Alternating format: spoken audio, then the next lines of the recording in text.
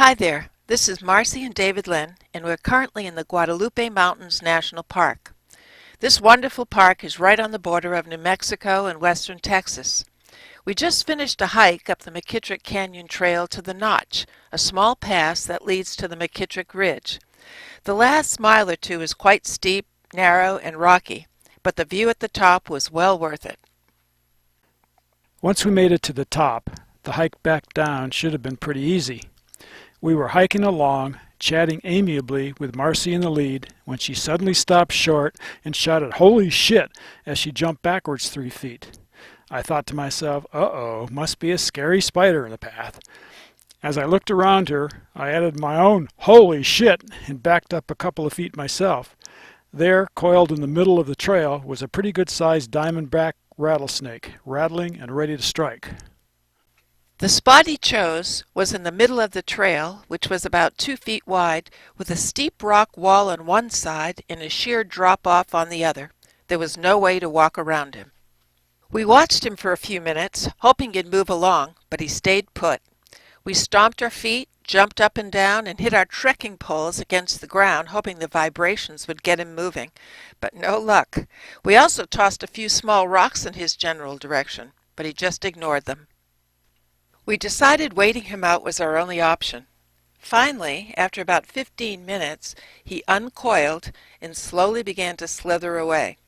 Unfortunately, there wasn't really anywhere for him to go, and he coiled up again just off the edge of the trail and began rattling whenever we tried to move past him.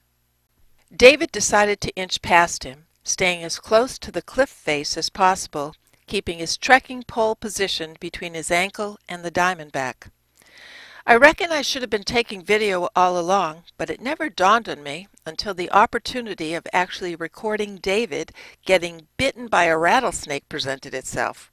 This could have gone viral, but alas, he made it past the coiled deadly viper unscathed. No strike, no venom, no viral video. Marcy may have been a little disappointed, but I certainly wasn't. Once safely past him, I distracted him with my trekking pole while Marcy and a queue of other hikers safely edged around him. Another half mile, and most of our adrenaline level had dissipated, and we made it the rest of the way without incident.